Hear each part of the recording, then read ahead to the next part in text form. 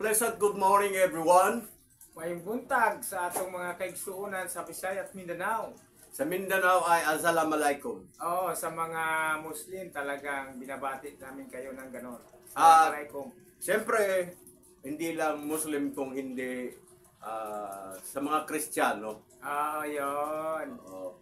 At binabati rin natin ang mga kaibigan nating Israelita ng Booker Tube. Yan. At ang ating mga kaibigang mga Bicolano ay marahay aga sa inyo tigabos. Sa ating mga kaibigang Koreano, anyong hasiyo. At sa mga kaibigan nating mga Hapon ay arigato. Ayan. At siyempre magandang umaga po sa mga dito sa Maynila. Oo. At maayong buntag sa Bisaya. Di ba? May buntag. Oo. Kami po ay magpapasalamat sa inyong pagpapatuloy ng panonood sa aming content sa YouTube. Ngayon po, magsimula po kami sa aming patuloy na paalaala tungkol sa mga herbal. Pero sandali, brother. Ano sa yan? mga hindi pa nakakilala sa atin, nais kong ipakilala ako si brother Antonio Pilagurin. At itong aking tinulungan na nakarehistro si Edgardo Gasis. Nakarehistro sa BIR? Hindi, sa YouTube channel. Ayan. Okay. Ngayon po, magsimula na po tayo sa ating mga herbal. Magsimula tayo sa ating Atok Benguet Coffee. Ayun. Na ang may-ari nito ay sino? Si Marlene Laya Baay. Si Marlene Laya Baay. Palakpakan. Si Marlene Laya Baay ay nakatalaga sa Panorama Marikina sa dating daan or sa MCGI. Ayan. MCGI. Ang sino mang gustong mag-avail ng ground what do you call this? Ground coffee Oo. ay At maging maliksi at malakas. nakakatipid, Yan, maganda yan. nakapagpaganda ng balat, Opo. at ngayon lang hindi ka makakatulog. Pagka uminom ka ng Gabi sobra na, ng alas gabi na. 3. Oo. Pag umaga, gising ka na gising. At hindi lang yon, ang ating tibok ng ating puso ay marirestore dito. Okay, ang galing. Ang maganda ito, inumin to sa mga taong umiiwas ng gatas Okay. at Tama. umiiwas ng asukal. Yung Doon sa mga may diabetic problem. Yun. Maganda pala yun talaga yung kape na yan. Oo, maganda ito. Order na po kayo. Hindi lang maganda ang kape, maging si Marlene, Sister Marlene ay maganda din. Maganda rin. Oo. So, sa kanya mag-order kung kinakailangan. Yan. Pwede nyong maglagay kayo sa comment na gusto nyong kape at akong bahala. At ito ay wala po itong advertisement fee. Ganun ba? Bait mo naman. Okay lang yon kasi mahal ko si Marlene bilang kapatiran. Yan. Sino ba ang magtutulungan di kasangbahay? Tama. Kapatiran. Oo, kapatiran. Kasangbahay. Kasangbahay. Oo. Another term. Tama, very good. Yan, ganyan, di ba? Ewan ko kung nandyan pa yung computer na nakakabit pa sa akin, nakakadikit pa sa akin, computer. Ayan po, si Sister Marlene Baay. Apo. Huwag niyong kalimutan, yung mahilig magtipid, ay order na po kayo ng kape ni Sister Marlene Baay. Kasi isang kutsara, makailang beses ka ng timpla. Ayan po, Pastor, di ba? Opo, ang galing. Magaling. Hindi lang magaling kung hindi maganda sa katawan. Sa isang kutsara, ilang tasa na po yun? 4. 4 na pala, 4 na tasa na. Oo, Nakakatipid. makatipid ka. Di ba? Pwede na yan sa termos, mainit na tubig sa termos. Ilagay mo sa termos para hindi ka init ng init. Okay. Ilagay sa termos. Ayan po. So, So, ganon. At pangalawa, ang cayenne. Cayenne sa English, cayenne. Cayenne. Siling haba. Masiling haba. Siling green. Ano ba gamit niyan, kapatid? Una, siyempre sa ulam. Sa ulam. Sa sinigang. Sa sinigang. Oo. Masarap pala. Oo nga, no? Oo. Lagi kong nakakain ang sarap. Ipagpatuloy natin, ito ay pang sinigang. Sinigang. Oo. Ang buto nito ginagawang ground Papataba, ganon? hindi oh, ground chili, Ground chili. ground chili na white pepper. What pepper? Oo. Ah. White pepper, meron namang red, yung chili pepper. Ito naman Oo. white. White yan. Oo. Kasi maanghang yung buto nito. Kasi puti ang buto niyan. At maliban, kung wala kang available na red chili, pwede mo itong gamitin sa kilawin. Pwede pala. Sarap, no? Oo. Sa kilawin. Ngayon, ang pinaka-importante nito, Pastor, ito ay blood circulation. Blood circulation. Ibig sabihin ng blood circulation, yung genetic mo, pag kumain ka nito, jijigas ka agad. Normal, maging normal. Bakit sa'yo? Hindi? Hindi, kaya nga nandito meron ako dito, ang dami oh. Akala ko. Ito ay... Sa akin lang. Biro lang. Hindi, biro lang. Oh. Ngayon, pangpatuhoy. Pangpatuhoy ito. Kasi tuhoy din siya eh. Okay, pagpatuloy po natin. Ngayon po, ito for blood circulation. For blood circulation. Another remedy pag wala kang red chili ito.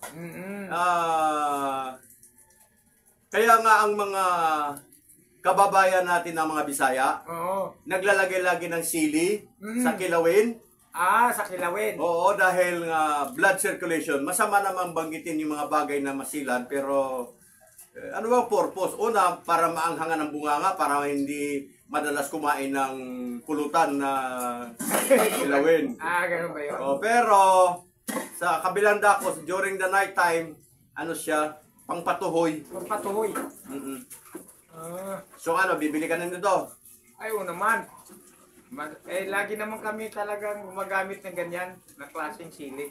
Masarap yan. Ginagawa din nila ito, may malalaki dito mahahaba. Ginagawa itong dynamite. Nilalagyan ng giniling dito, binibiak to, tapos tatanggalin yung buto. Tapos parang dynamite. Parang dynamite lang. Nag-ulam, parang gano'n. Yan. Iprituhin. Opo, yun. Sa mga mahahaba yon, pero ito kasi pang sinigang lang po ito. Ayan po. So meron ako palaging ganito pag wala yung red chili. Ayan po. Pinaka main purpose nito is spices. Pangalawa, panghalo, 'di ba? Sa lamas, sa Bisaya pa, lamas. Mayroon tayong magluluto tayo ng may problema talaga ang hindi ako makakagamit. Sahog. Hindi, yung yung langka, ano bang tawag noon? Langka, yung maliit na langka o yung nakahimay-himay? Kahit ano. Basta langka. Langka, oo. Ano bang luto yun? Hinahanda ni Brother Edwin? Kumba. Kumba Na langka. Kumba ba o kalderita? Pwede kalderita rin. Pwede rin kalderita. So nilalagyan ito. Opo. Ang mga kababayan natin na mga kababaihan at nakikinig na mura lang ang sili ngayon. Oo nga, mura lang. Kasi marami ngayon. Maraming ani. Opo. Yan. So, ito ay part ng herbal din. Part ng herbal. Siyempre. Siyempre, oo. Pampa-normal, pampalakas. Opo. Pampaliksi. Pampaliksi, pambalakas. Oo. Kaya pwede kang gumawa ng 10 bata. 10 bata. Pwede kang gumawa ng 10 bata. 12, pwede. Tatawad pa. Para isang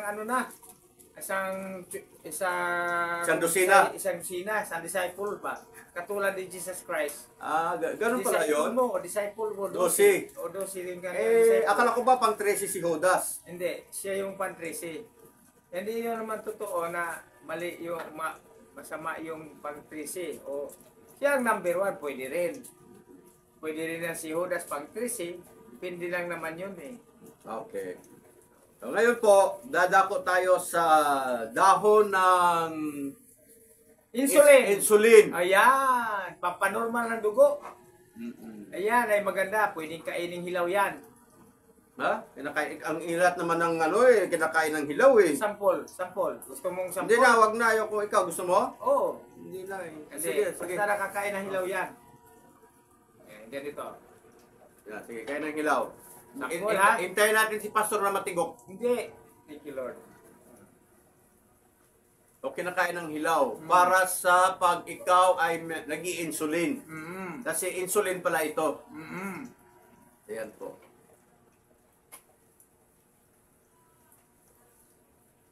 Ginagawang flower garden ito eh. Di ba? Pag may diabetes, ano, yun lang pakay sa kanya, no? Pang insulin lang. Ayoko mag-try nito. Kasi hindi naman ako nagkaroon ng diabetes na neuropathy lang, hindi naman ano. Okay, hintayin natin si Pastor na matigok. Tapos na. Pero nakalimutan na natin. Mag-pray. Mamaya. Okay. Ah. Pangalawa, Pastor, meron dito alugbati. Alugbate. Ang English nito, spinach. Peanuts din yan. Part ng variety ng spinach, alugbati. Oo.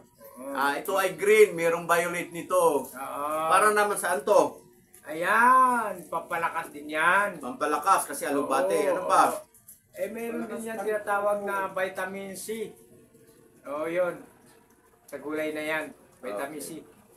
Pangalawa, Ang bayabas ay sinabi ng doktor kung meron kang bayabas sa iyong bakuran, para ka rin may pharmacy na maliit kasi marami itong gamot. Unang-una, pag nagdiarrhea, pwede itong lagain. Kalawa, inumin. O, siyempre, pag nalaga, inumin.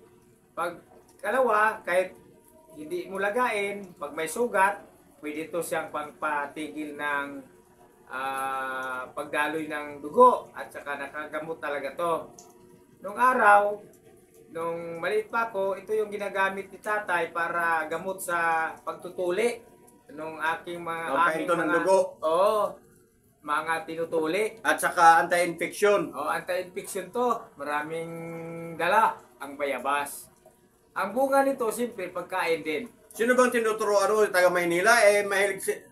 Mahilig synthetic yun. Di sa probinsya yan, pwede. Oo, kahit saan naman kung gusto nilang makatipid, makababa lang naman kasi kung meron kang tumutubo lang naman tong kusa kung minsan dan sa iyong bakuran, sa mga daan, ganun. Sa lahat ng mga paberte o mga mahihirap ay pwede ito. Hindi ka na kailangan gumastos. Maraming salamat ha. Bayabas, nawa makatulong to sa inyo talaga pag inyo itong ginagamit. Dumating si Brother Edwin. Magandang umaga, Brother Edwin. Magandang umaga rin po sa inyo lahat. Magandang umaga. Brother Edwin, pinag-uusapan natin ng iba't ibang klaseng herbal, lalo na ikaw, meron kang karamdaman. Anong karamdaman mo? Ano po ko sa Masakit yung balakang. Malakang po. Ano pa? Tuhod. Sa tuhod. Ano pa? Sa balikat po. Sa balikat. Mamaya, papahilot kita kay Pastor. At ako magbayad. Okay ba yun sa'yo? Sige po, kung kailangan. Wala po tayong tira ngayon. Tangina. Titirapihin Wala natin yan. po. Di po yung dumating yung aming pera. Nagaling ka. Mamaya na yan. Mamaya natin pag-usapan yan. So ito, Brother Edwin, tatanungin kita, ito ay spinach sa English. Sa Tagalog, alugbati. Anong bati po? Oo. Anong alam mo pwedeng ihalo dito? Pag nagluto ng ulam.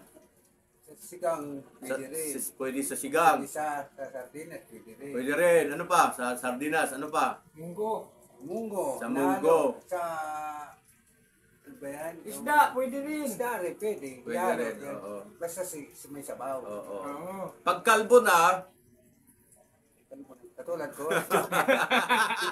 Hindi, pwede rin yan na isaw-saw lang sa tuyo pag nagmamadali ka. Steam. pag kalbo na daw katulad ko. Sabi ko, wala ka na sinabi. Alam ko lang, 4 na klaseng luto lang yan dyan. Okay. Ganun. Sigang, sa dinigisa, Okay. sa munggo. Amunggo. Sa munggo na po, nakaka-attract sa munggo, hindi naman. Hindi naman. Hindi naman Mababa lang, mababa. Wag lang yung Kasi pula. ako, brother, tumatas ang uric acid ko. Mm. Baka pwede yan may... Ay, Maganda to, maganda. Maganda yan. Mamaya darating si Mario. Oo. Di ba? Okay, Brother Edwin, karagdagan na alam mong ulam nito, pwedeng ihalo, ay laswa. Laswa. Laswa po, yung pala, laswa. Oo, laswa. May bangos. Oo. Inihaw. Oo. Nakaka-relate ang mga nanay. Oo. Nanonood, mga nanay ngayon. Oh, sa mga Ilocano, alam na alam niyang laswa. Alam. Diningding. Kahit- Baka diningding. Bakit? Kahit sa Bicolano, kahit saan masulok dito, alam ng laswa. Laswa o kaya diningding. Diningding. Di ba? Wala lang sinahig, ha? Ano yung sinahig? Sinasahig mo yung asawa mo? Sinasahig mo yung asawa mo? Paminsan, nagsasahig ako, pero hindi ako malapit. Masakit ang balakang ko. Ano ang tawag yun? Tawag na Bicolano. Okay, di mo naintindihan sinasabi niya. Ah. Ano tawag-tawag pinagsasabi mo dyan? Sinasahig din yung asawa niya. Minsan daw, ngayon minsan masakit na daw balakang niya. Okay, anyway, so tuloy tayo ito. Pastor, ikaw, paliwanag. Bayabas! Ang Bayabas, ay may Pastor. vitamin C. Mm. Ang bayabas ay gamot sa diarrhea. Ang bayabas ay gamot sa mga sugat. Ang bayabas ay pwede rin kainin mo yung bunga. Kahit nga Yun ang may vitamin C. O pag may ubo, pwede rin nguya-nguyain to kahit hindi pa na laga. Hilaw. Nguyain. Yung katas lang. Bakit? Bakit mo ngunguyain? Anong purpose? Yung katas May kasi- purpose niyan. Bakit mo inunguya? Pwede po yung yan gatas sa, kasi ano, noon. sa stroke, yung bawang na stroke, pwede po. Pwede, pwede. Kasi na-search ko yun. Oo, pwede. Pwede. Narinig nyo, doon ka humarap. Doon ka. Pwede daw sa stroke, sabi ni Brother Oh, Edwin. pwede kasi na-search ko po sa YouTube. na-search mo. Tama. Stroke. Kasi ang sabi nga ng Yung doktor, bagong ma-stroke, na kaibigan hindi yan. kong doktor, pag may bayabas ka sa iyong bakuran, huwag mong putulin kasi para rin may parmasi ka. Opo. Marami kasing nagagamot ang bayabas. Bago ang lahat, Brother Edwin, bumati ka sa mga kaibigan mo para sumikat ka na sa buong mundo. Ito po, mga kababayan ko, Mga kasama. kasama sa Trabaho. trabaho ko dati. Dati. Ito pong mga herbal dito, kasalukuyan pong Ginagamit mo. ginagamit ko. Kaya po, maganda naman pakiramdam ko pag nagamit ako nitong mga herbal nila na sinasabi.